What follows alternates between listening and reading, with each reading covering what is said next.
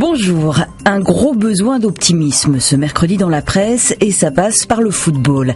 Aujourd'hui en France a choisi de mettre en une le quart de finale aller de la Ligue des Champions qui opposera le PSG à Barça ce soir avec ce slogan « Place au rêve ».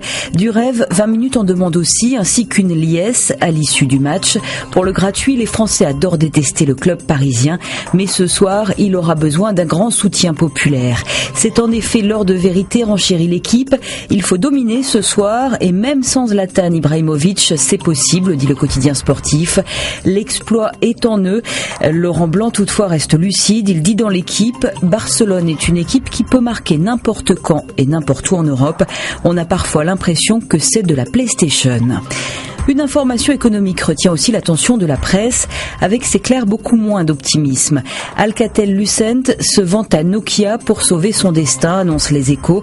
Cela donnerait naissance au numéro 1 des équipementiers télécoms dans le monde, mais tempère le Figaro, avec cet accord, la France perd un nouveau fleuron industriel. Le gouvernement a l'intention d'être vigilant sur l'emploi et le maintien des centres de recherche dans l'Hexagone. Cela reste à voir. Le journal en tout cas déplore ce reflux, cette perte inexorable de grandes entreprises françaises qui autrefois plantaient des jalons dans le monde entier. Libération choisit de son côté de faire la radioscopie d'un service public, celui qu'assure Radio France, dont les employés sont en grève depuis 28 jours.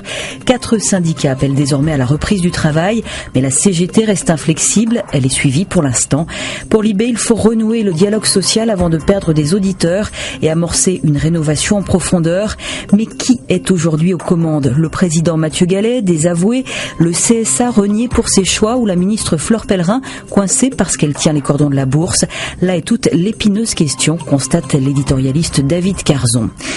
Un service encore plus vital que la radio préoccupe aujourd'hui le quotidien L'Humanité, la distribution de l'eau potable.